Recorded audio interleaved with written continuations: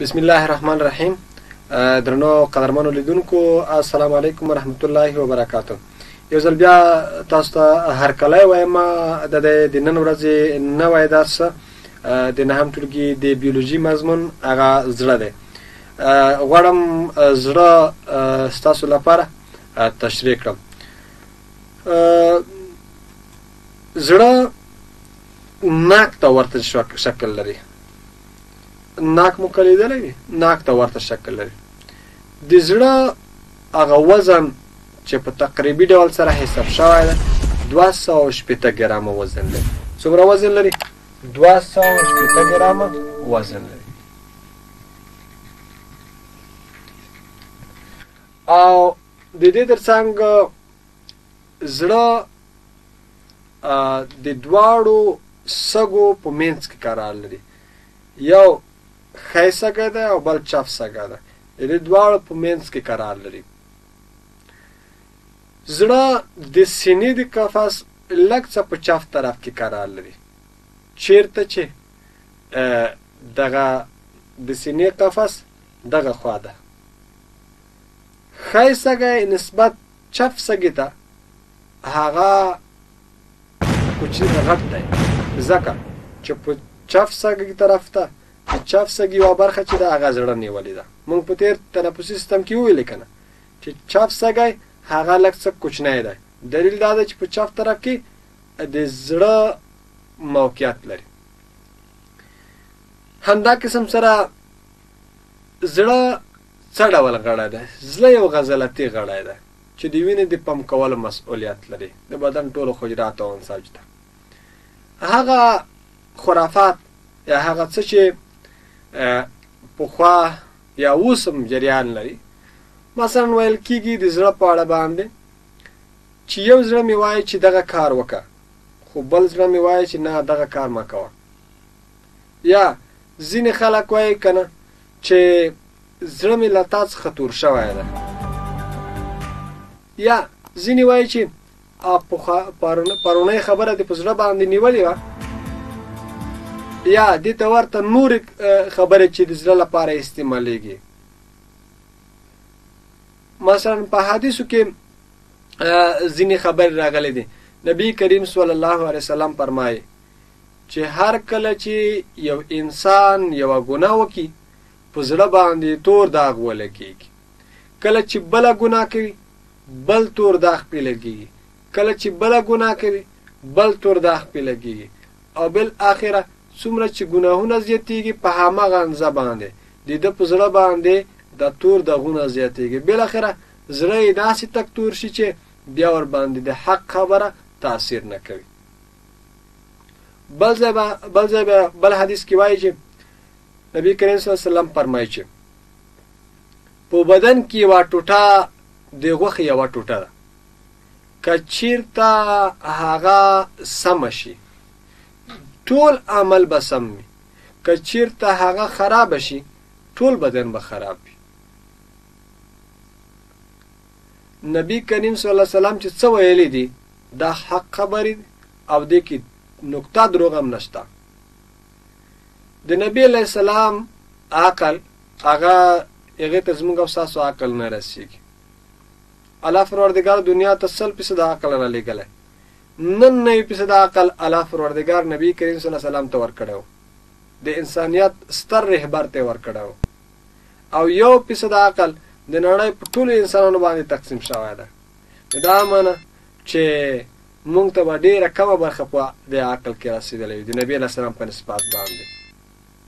نو نن د نبي علیه السلام هره خبره په ساینس کې په ثبوت باندې رسېږي. نو هدف دا دی چې نبی علیه السلام چې کوم حدیث ویلي دي د زړه په اړه باندې دا سم دي، دا غلط نه دي، هېڅوک یې نشي ردولی. دا احادیث یا دې ته ورته نورې خبرې چې زموږ او ستاسو په ټولنه کې زړه ته خطاب کې شوي دي، دا دلیل دا دی چې زړه د هغه اهمیت په اساس باندې ورته شوي کومې چې په بدن کې لري. زړه هغه غړی دی چې د دې په وسیله باندې زموږ د بدن د هر غړي ته چې په هغې باندې څومره کارونه سرته رسېږي د هغې لپاره اکسیجن رسېږي، د هغې لپاره غذایي مواد رسیږي او بالاخره د هغې لپاره انرژي رسیږي. او کله چې انرژي ورسېده نو هغه غړی فعالیت لري. که چېرته ورته انرژي ونه رسیږي نو غړی فعالیت نه لري. نو په لنډو کې داسې وایو، په لنډو کې چې مونږ وایو چې په زړه باندې د خبره نیولې ده، یا پرونی درس ما په زړه باندې یا نورې خبرې چې د زړه په اړه باندې کېږي، زړه ته په خطاب کې ویل شوی دی، دا ټول زړه ته د زړه د اهمیت په اساس باندې شوی دی. خبره خو په زړه باندې نه نیول کېږي بلکې په مغزو کې نیول کېږي. نو دا چې په مغزو کې نیول کېږي، د مغزو ته دا قدرت د تونیي چا ورکړې ده؟ زړه ورکړې ده، ځکه زړه ورته اکسیجن او غذایي مواد رسوي. وایي چې زړه مې له تا څخه تور دی، زړه نه بلکې په مغزو کې ما د ستا دغه بد خصوصیات تحلیل کړي دي، تا بد خصوصیات زه نشم برداشت کولی. نو په همدې اساس باندې دغه د تحلیل، دغه د درک، دغه قوت، دغه قدرت توان چا ورکړی دی؟ زړه ورکړی دی، ځکه زړه ورته انرژي رسولې ده. همدا ډول نو زړه ته دا او دې ته ورته خبرې د زړه د اهمیت په اساس باندې شوې دي. راځو دې ته وړاندې مې یادونه وکړله چې زړه ناک ته ورته شکل لري، زړه 280 ګرامه وزن لري، د دواړو سږو په منځ کې قرار لري، د سینې د قفس لږ څه په چپ طرف کې قرار لري. همدا شکل سره زړه د یوې غشا په وسیله باندې پوښل شوی دی. غشا چې زړه یې پوښلی دی هغې ته پریکارډیم ویل کېږي. څه ویل کېږي؟ پریکارډیم.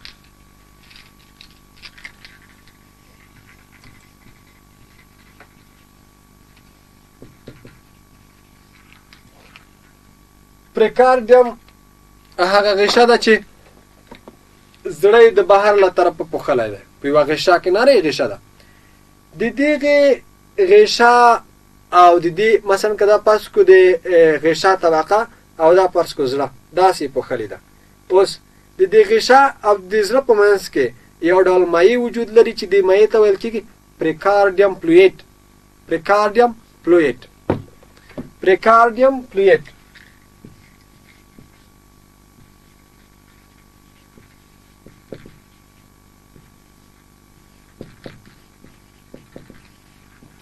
پریکارډیم فلویډ مایع د زړه او د پریکارډیم غشا ترمنځ موجود دی او مسؤلیت یې دا دی چې زړه ساتنه محافظت وکړي. هغه وخت چې د بهر له طرفه خارجي صدمه او ضربه په زړه باندې واردېږي، دلته د غشا او د پریکارډیم فلویډ مایع چې ده هغه د دې مخنیوی کوي چې زړه تخریب شي یا زړه وسولېږي. دلیل دا دی چې کله په غشا باندې فشار ورید شي په اسانۍ سره د غشا داسې پې وښویږي، ځکه د مایع ښوینده ده او مستقیما په یوه برخه د زړه باندې فشار نه واردېږي. کله چې فشار واردېږي د غشا خپله پې ښویږي او په نتیجه کې زړه له سولیدو او تخریب څخه ژغورل کېږي. زړه د وینې د پمپ کولو مسؤلیت لري، د بدن ټولو حجراتو ته انسان دی. د انسان زړه 4 جوفونه، جوف د عربي کلمه ده او د خلیګا معنا لري. دا معنا چې د انسان زړه 4 خلیګاوې لري. اوس ښیو چې هغه خلیګاوې چې د انسان زړه لري کومې دي. یوه خلیګا دا ده، یوه خلیګا دا ده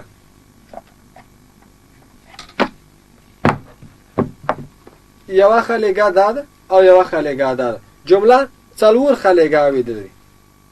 تاسو وینئ یوه خلیګا، 2 خلیګا او 3 4 خلیګاوې.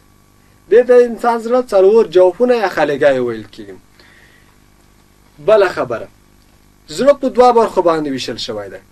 یوه یې ښی برخه ده او یوه یې چپه برخه ده. د زړه ښی برخه له چپې برخې څخه د یوه غټ عضلتي دیوال په وسیله باندې جلا شوې ده. دغه دیوال ته سیپټیوم ویل کېږي. هغه دیوال چې د زړه ښی برخه یې د چپې برخې څخه جلا کړې ده، دغې دیوال ته چې تاسو یې وینئ څه ویل کېږي؟ سیپټیوم ویل کېږي. سیپټیوم هغه دیوال دی سیپټیوم چې زړه ښی برخه یې د چپې برخې څخه جلا کړې ده. دا غټ غزلتي دیوال دی. په لوی کې د زړه خپله غزله ده، خو دغه دیوال هم غزلتي دیوال دی چې زړه ښی برخه یې چپې برخې څخه جلا کړې ده. اوس راځو دې ته چې هر وخت دپاره د زړه په ښی برخه کې هر وخت لپاره د زړه په ښی برخه کې ناپاکه وینه جریان کوي، هغه وینه چې د کاربن ډای اکساید لرونکې وي، او هر وخت لپاره د زړه په چپه برخه کې پاکه وینه جریان کوي. بله خبره، هر وخت لپاره دهلیزونه وینه راټولوي، خو فرق دا دی چې د زړه ښی برخه، ښی دهلیز هغه ناپاکه وینه او د زړه چپ دهلیز هغه پاکه وینه راټولوي. هر وخت لپاره د زړه بطنونه چې یو دا دی او بل دا دی وینه پمپ کوي، وینه شوټ کوي، خو فرق دا دی چې د زړه ښی بطن به هغه ناپاکه وینه پمپ کوي سږو ته، او د زړه چپ بطن به هغه پاکه وینه پمپ کوي د بدن ټولو حجراتو او انساج ته. بله وایو چې د زړه د دهلیزونو او د بطنونو ترمنځ دریڅې یا پټکونه وجود لري. دریڅې او پټکونه وجود لري. هغه دریڅه، هغه پټک، هغه لاره یا هغه څه چې د زړه ښی بطن د زړه له ښي دهلیز څخه جلا شوی دی، دې ته ویل کېږي ټرایکاسپیډ وال. ټرایکاسپیډ وال هغه وال دی چې د زړه ښی دهلیز یې د ښي بطن څخه جلا کړی دی. بایکاسپیډ هغه پټک، هغه دریڅه ده، هغه وال دی چې د زړه چپ دهلیز یې د چپ بطن څخه جلا کړی، دغه وال دی. دغه وال ته بایکاسپیډ ویل کېږي. اوس راځو دې ته چې ومو ویلې چې د زړه دهلیزونه هر وخت لپاره وینه راټولوي، خو فرق دا دی چې د زړه ښی برخه په خاص ډول ښی دهلیز هغه ناپاکه وینه راټولوي. کله چې په ټول بدن کې وینه راوګرځي، اکسیجن وبایلي، غذایي مواد وبایلي، کاربن ډای اکساید له ځانه سره راواخلي، دا راځي د څه شي په وسیله باندې؟ د وریدونو په وسیله باندې. ځکه موږ وړاندې په تېرو درسونو کې ویلي وو چې د وریدونو مسؤلیت د ټول بدن څخه د ناپاکې وینه راوړل دي. ناپاکه وینه راځي د زړه کومې برخې ته؟ د زړه ښی برخې ته، او ښی برخه کې ښي دهلیز ته. ښی دهلیز دغه وینه رااخلي دغه ورید په وسیله باندې. کله چې دغه وینه راواخیسته، دغه ناپاکه وینه سم د لاسه دغه د ورید او د زړه ترمنځ دغه کوم وال چې بندېږي او دغه دهلیز منقبض کېږي، سره راټولېږي تر څو فشار په دغه وال باندې ورید شي. په عادي حالت کې ټرایکاسپیډ وال تړل شوی وي، کوم چې د ښي دهلیز او د ښي بطن ترمنځ موجود دی، دا تړل شوی وي. کله چې دغه فشار ورید شي، دغه دریڅه، دغه پټک، دغه وال، دا ټرایکاسپیډ وال دا یو طرفه والونه دي او په اسانۍ سره خلاصېږي. وینه راځي ښي بطن ته.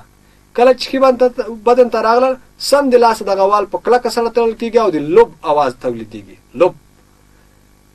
او کله چې دلته دغه وتړل شو، دغه بطن منقبض کېږي تر څو فشار ورید شي. په څه باندې فشار ورید شي؟ په دغه وال باندې. دلته یو وال دی چې دغه وال ته ویل کېږي چې پلمونري وال.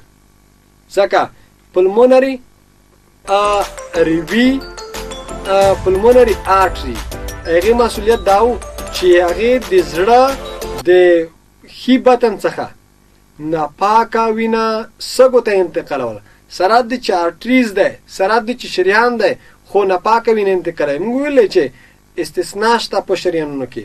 یوه استثنا دا ده چې پلمونري آرټري یا ریوي شریان چې دی هغه ناپاکه وینه له زړه څخه انتقالوي. نو بالاخره فشار په دې وال باندې وردېږي.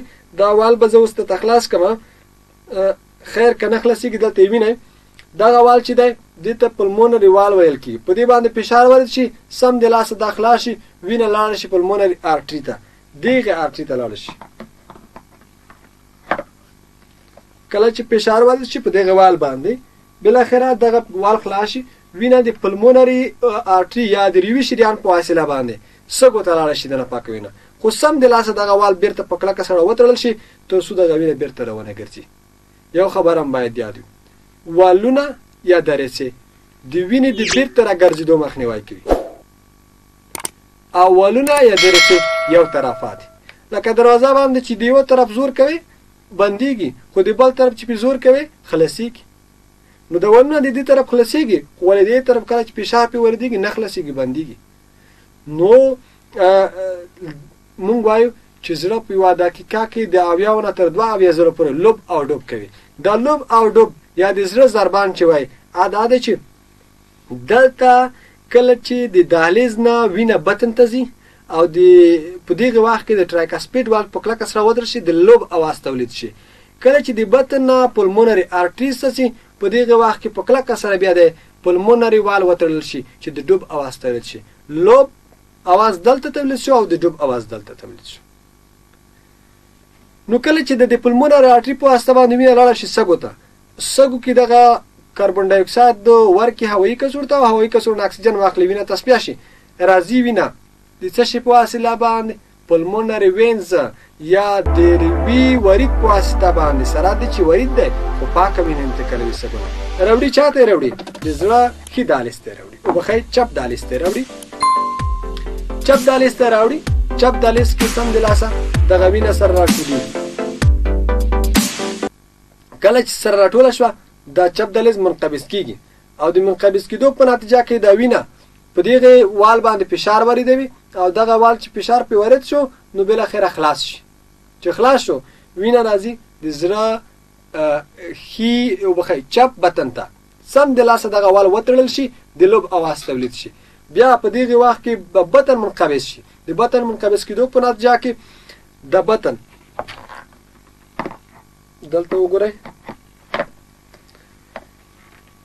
کله چې د سږو نه پاکه وینه د زړه ښي بطن ته ښي دهلیز ته راغله ښي دهلیز دا فشار وریدوي منقبض کېږي په بایکاسپیډ وال باندې وینه راځي ښي چپ بطن ته.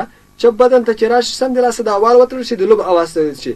دغه د چپ بطن منقبض شي فشار ورید شي په څه شي باندې دلته یو ابهار شریان دی. دغه ابهار شریان لوی شریان اورټا د دغه په واسطه باندې دلته دغه وینه دلته یو سوری شته دغه ځای کې دغه والم خلاص شو. دغه وال ګورئ دغه بطن باندې دغه بطن چې سره منقبض شي فشار په دغه وال باندې شي ورید شي او دا وال خلاص شي. چې کله دا وال خلاص شي وینه راشي چېرته؟ وینه راشي ابهار شریان ته. ابهار شریان یا لوی شریان یا اورټا هغه مسؤلیت دا لري چې د بدن ټولو حجراتو او انساج ته د وینې د انتقال مسؤلیت ولري. وینه دغه ابهار شریان ټول حجرات او انساج د اکسیجن لپاره هغه خړوبوي. لوب اواز دلته تلل شو، ډوب اواز دلته تلل شو. لوب ډوب زړه په یوه دقیقه کې له 70 تر 72 ځله پورې لوب او ډوب کوي. ومولیدل چې زړه په کوم میکانیزم سره فعالیت سرته رسوي. یاد مې وي چې کورونري ارټري یا د زړه اکلیلي شریان له هغه شریان څخه عبارت دی کوم چې په خپل زړه ته وینه انتقالوي. درنو قدرمنو زده کوونکو یو خو مونږ ویلې چې زړه غزلتي غړی دی د بدن ټول حجرات او انساج ته وینه رسوي په منظمه توګه سره وینه انتقالوي هغه فهم کوي او زړه یا بخیر بدن ټول حجرات او انساج خړوي. د زړه ته په خپل وینه کوم ځای نه راځي چې غذایي مواد او اکسیجن ورته ورسیږي او خړوب شي. زړه ته د ابهار شریان نه یو بل شریان چې اکلیلي شریان کې یا کورونري ارټري نومیږي هغه لاړ شوی دی. د زړه ټولو حجرات دغه شي وینه د تیتو پرکدار رګونه د سره رګونه دي د شنه وریدونه دي د زړه ټولو حجرات او انساج ته وینه رسوي. خو د دغه کورونري ارټري سرچینه چې ده هغه د ابهار شریان نه ده. دنه غذایي مواد اخلي رسوي چاته د زړه ټولو حجرات او انساج ته او زړه حجرات او انساج دي هغه د غذایي موادو لپاره خړوبېږي او فعالیت سرته رسوي. که یوه دقیقه هم زموږ او تاسو زړه ودرېږي موږ او تاسو به له مرګ سره مخامخ کېږو. لازمه دا ده چې موږ او تاسو د مرګ سره مخامخ نشو. د دې لپاره ځینې هغه خواړه چې هغه زیات شحمیات ولري هغه باید ونه خوړل شي ځکه چې دغه